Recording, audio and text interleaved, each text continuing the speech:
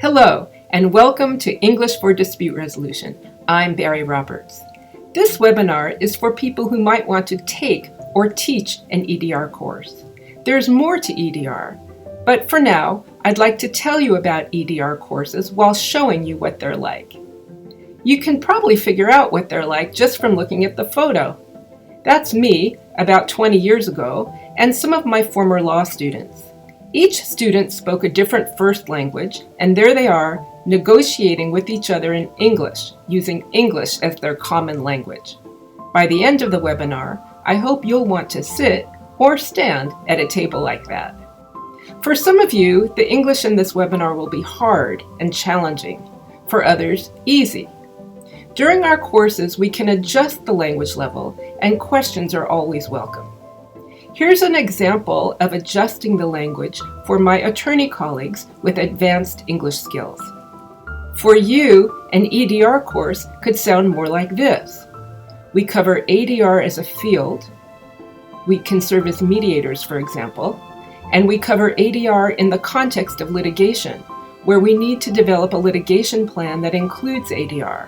For that, we need to understand the strengths and weaknesses of our case, court-connected ADR, applicable statutes, court rules, policies and case law, ethical issues, confidentiality, and drafting binding agreements. But most important of all, we need to know how to conduct attorney-client interviews so that we understand what our clients truly need beyond the legal issues in the case, and how to counsel and advise our clients.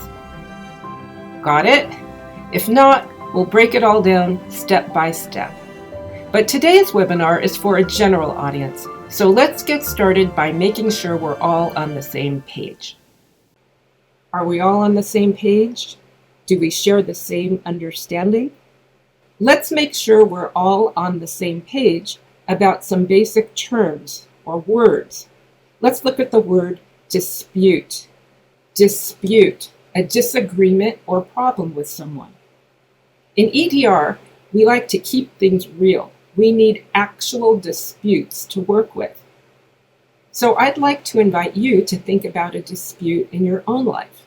It could be your professional life, a legal matter, a deal, a problem with a boss or a coworker, or in your personal life with a relative, friend, neighbor, or roommate.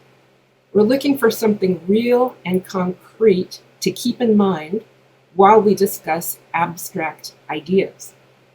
Now, if you can't think of a dispute, just turn on the news. There's certainly no shortage of disputes in the world for us to work with. And what will we do with your dispute? Well, the first step is to take a few minutes to analyze it. So you can pause the video now to make some notes and then start again when you're ready. You can use this slide to help you answer these questions about your dispute. Who, what, where, when, why? How? What do you need? What do they need? So go ahead, pause the video, take a few minutes, and think about the dispute that you'll keep in mind during our webinar. Okay, welcome back. Now let's get on the same page about EDR. What do all these terms mean? Well, EDR is ESL plus ADR. ESL, English as a second language, although for some of you, it's your third or fourth language. ADR, Alternative Dispute Resolution. This is an umbrella term that covers negotiation, mediation, arbitration, and other ways to resolve disputes without going to trial. In EDR, we focus on the first two, negotiation and mediation. Let's make sure we can get on the same page about how to pronounce these terms and one more. Here we have negotiation, and feel free to repeat after me. Nobody can hear you. What's the verb? Negotiate. Mediation, and what's the verb? Mediate. Resolution, and what's the verb? Have I tricked you into thinking it's resolutiate? Of course not. What do you think the verb is? You probably already know. Resolve. So we need to expect the unexpected in English as well as negotiation. All right, now that we can pronounce these basic ADR terms or words, let's see what they really are all about. How do we resolve disputes like yours? One way, negotiation. Here we have two parties or people with disputes who are working together on their own. Now, parties can also be called sides, and any number of people can be on each side. So think about your dispute. Have you tried to negotiate with the other party? If not, why not? If yes, what happened? Feel free to pause the recording and think about these questions. Okay, you already know how to negotiate in your own way. We all do. But are you as effective and confident as you could be when you do negotiate? In EDR courses, we learn the classic methods and specific steps and strategies to add tools to your toolbox to become more effective and confident. And you'll learn and practice all of this in English. Let's look at another way to resolve disputes. Mediation. Mediation is sometimes called facilitated negotiation. Facilitate, feel free to repeat, facilitate, it means to help make something easier, which I hope I'm doing right now. Facilitate, as you can see in the little picture, there's a mediator who is helping two parties negotiate. She's making it easier for them to do what they could not do on their own. So think about your dispute for a moment. Would a mediator be helpful? Why or why not?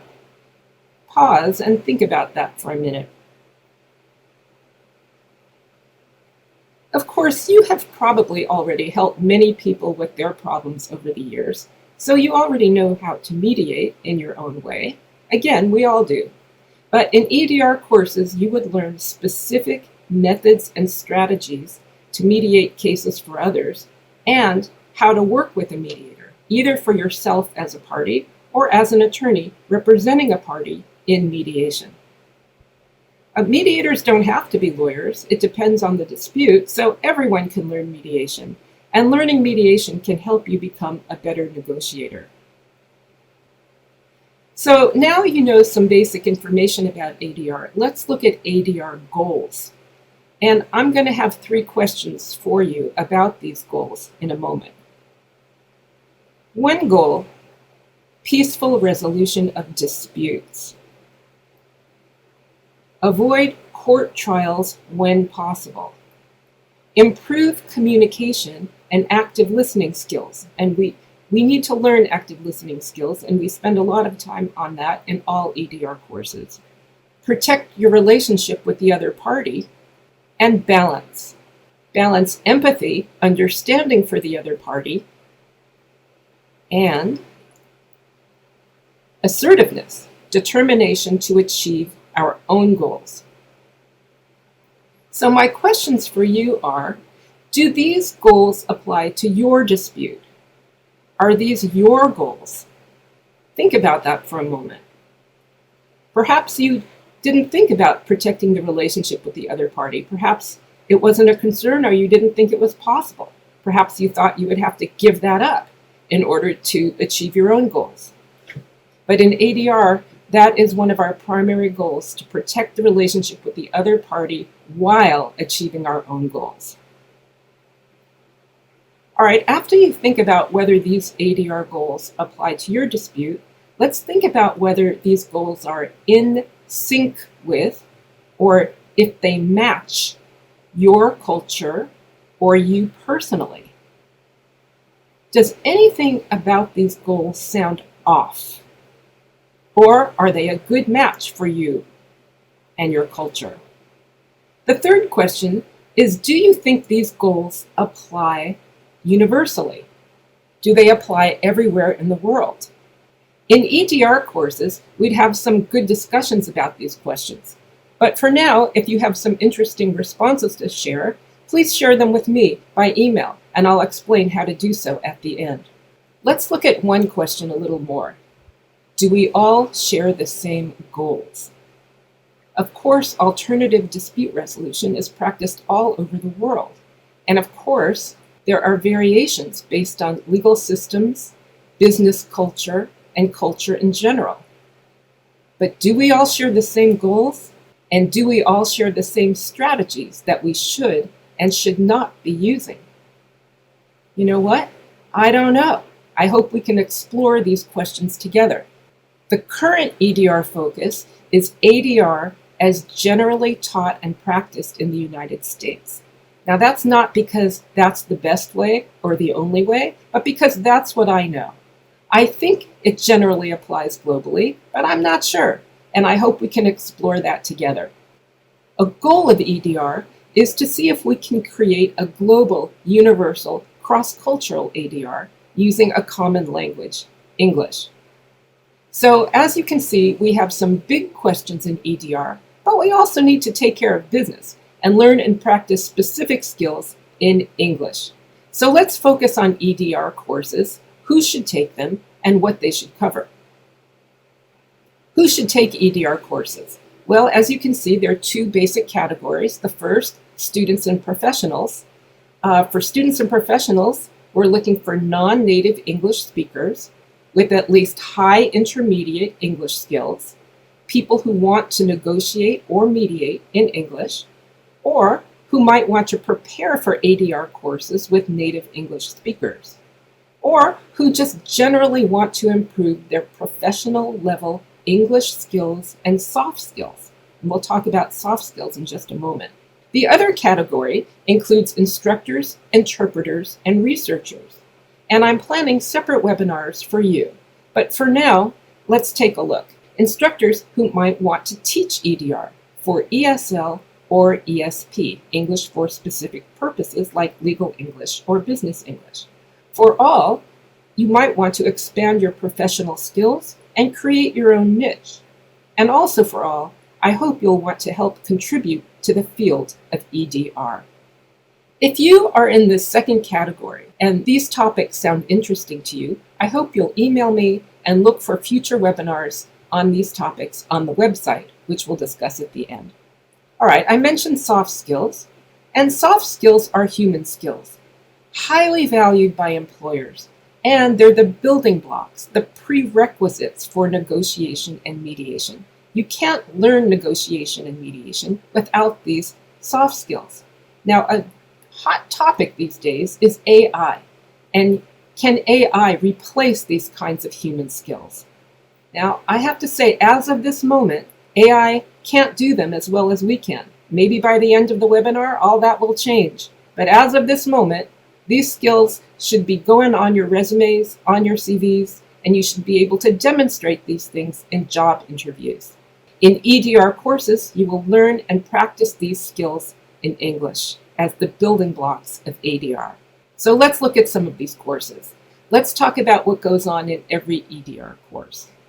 So we're going to present complex information in user-friendly English, just like we've been doing in this webinar. It's the same content as ADR courses in US law schools, but we're going to have time to focus on the vocabulary, idioms, pronunciation, cultural variations, all of these explained and practiced. So for example, we would focus on cross-cultural communication and body language, and this includes things like formality, informality, direct and indirect communication, how to say no, how to say yes, how to say maybe, let's keep talking. And the activities in EDR courses are stress-free. Everyone's working on their English together, so there's no need to be embarrassed. All classes include videos, cartoons, and AI activities, and we'll take a look at some cartoons and videos. And EDR courses all include individual feedback for you personally. We would focus on your pronunciation, communication, fluency, cross-cultural communication, body language, soft skills, negotiation and mediation skills, and helping you achieve the natural, authentic, professional level English you need to achieve your goals. 2 themes for all EDR courses: focus on communicating understanding, fluency, and confidence, and thinking about negotiating and mediating in a second language as a strength, not a weakness. So the EDR courses I have planned for 2025 are Mediation as a Second Language, which is an ESL course, and I hope it will be an ESL course that instructors will want to take and begin teaching. Mediating in English, this is an ESP, Legal English or Business English course for attorneys or experienced mediators. Negotiating in English, and this course is based on the classic negotiation book from the Harvard Project on Negotiation, Getting to Yes, and this course is for both negotiators and mediators. And we can have individual or small group sessions. You can design your own course. All right, let's talk about the Mediation as a Second Language course. This is an ESL course using mediation to improve English and soft skills. It's basic mediation skills. The main focus is on language and communication. As one of my former students said, it's two for the price of one. Improve your English without studying English while learning valuable soft skills. Lawyers are welcome to take this course, but it's not intended for lawyers who need more formal instruction in mediation. For those lawyers, you'll take the next course, Mediating in English. But this course, MSL, is a lot of fun while learning important skills and improving your English. In 2025, I would like to offer these courses to instructors online or in person. This is for instructors who would like to learn how to teach MSL. And for students, I'd like to offer it in person. And we'll have to discuss all of this by email, and I'll show you how to do this at the end of the webinar.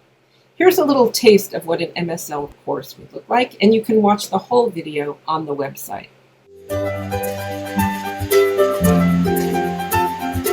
The mediators ask each party to tell their story, and then the mediators use the same active listening skills they've been practicing, mainly paraphrasing and checking to confirm their understanding.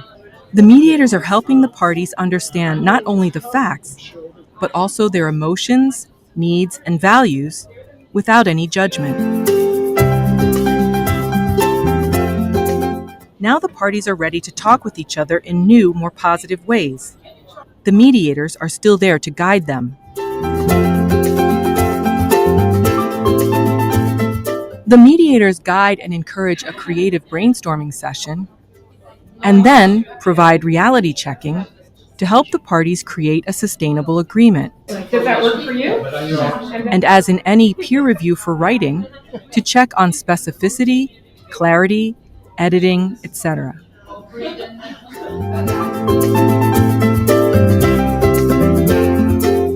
The mediators congratulate the parties on a job well done and all say goodbye. Thank you so much for coming, and we're happy that you reached results. Thanks to the students' creativity and diligence, they have reached agreements. The training wheels were removed during brainstorming, so these really are their own written agreements. Now let's talk about the Mediating in English class. I just completed one course. This was an online course. It certainly could have been done in person as well. This is a course for experienced mediators who want to provide mediation in English. It's also a course for lawyers who want to become mediators or learn how to work with mediators in English. In this particular course, we had 6 sessions, and we practiced all the steps and skills the mediators already knew, but we did it all in English. We covered the mediation process, mediation styles, mediation ethics, mediators' opening remarks, active listening, facilitating the negotiation, and the 3-step process for reaching agreements. The next course I'd like to tell you about is the Negotiating in English course. It's for negotiators and mediators. We often use disputes like yours to explore all of these topics. What is negotiation? The 6 main negotiation styles, and which one should you use? Competitive negotiation, learn the classic negotiation dance steps. Principled negotiation, learn the 4-step getting to yes method to get what you need while protecting your relationship with the other negotiator and protecting yourself from aggressive negotiators and dirty tricks. We focus on planning to succeed by using negotiation planning checklists, and again, reaching agreements using a 3-step process for any negotiation. And these are the books we'd be using: Getting to Yes, as I mentioned before, the classic book from the Harvard Project on Negotiation, and the guide I wrote to help non-native speakers of English use Getting to Yes. All EDR courses follow a similar pattern. We start with a video clip or cartoon, and I'll show you a few examples in a moment. We do some kind of warm-up activity for the day's topic. The activity could be active listening, free writing, discussion. Then we have a lecture and a review of the reading.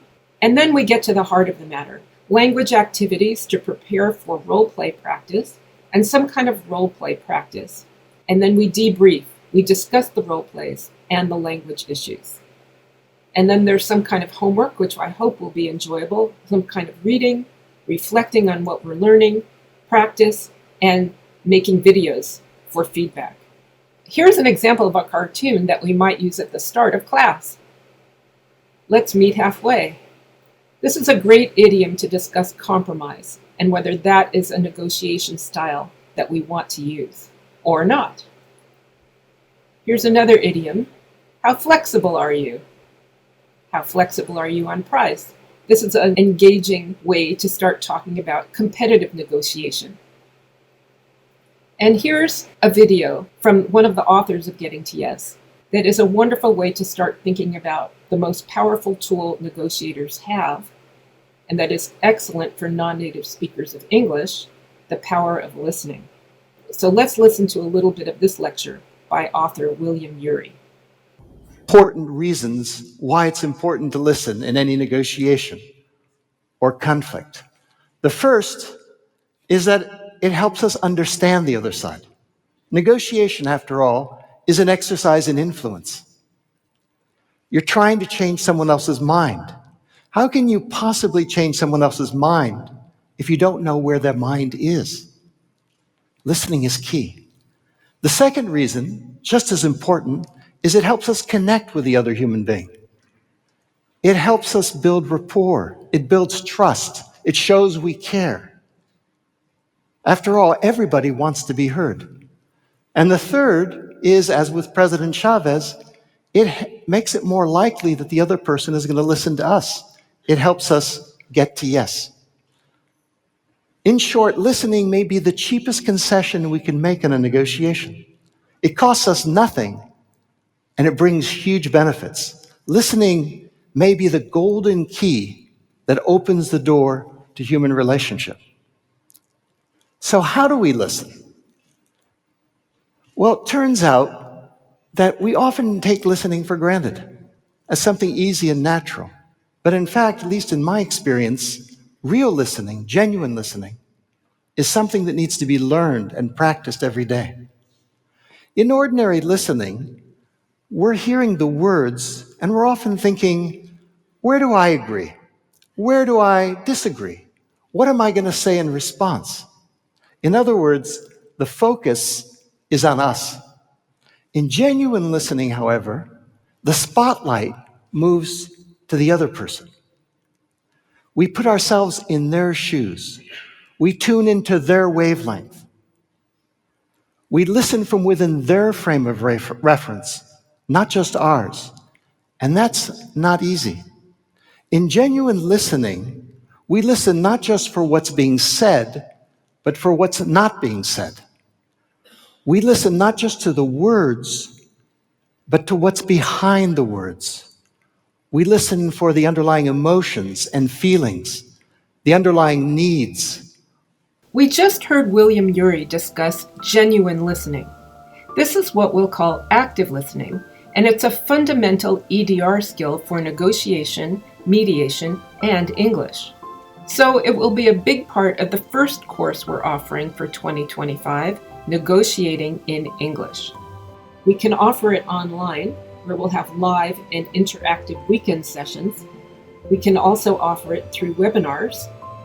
And as I said before, the books we'll be using will be Getting to Yes and the Getting to Yes Guide for ESL students and professionals. You can learn more information about the course and sign up for it on the EDR website, which we'll talk about in a moment. All courses can end with a certificate of completion that will be customized for your particular course and the skills we covered there. If you'd like to learn more about English for Dispute Resolution, here's a short list of books and articles that might be interesting to you. These are also listed on the website. And I'd like to leave you with one final thought for English and for ADR. Can we all get along? There's so little understanding. Why can't we all just get along? Get along what? I hope you find that amusing for both language and ADR. I hope you got some insight into the dispute you worked with today. Of course, we'd try to help you resolve it in a full EDR course. There are many other ways to connect with EDR. Please take a look at the website. And we're planning additional webinars on other topics. Feel free to email me with questions, ideas, and feedback on this webinar. Thank you for watching, and I look forward to working with you and many of our colleagues from around the world.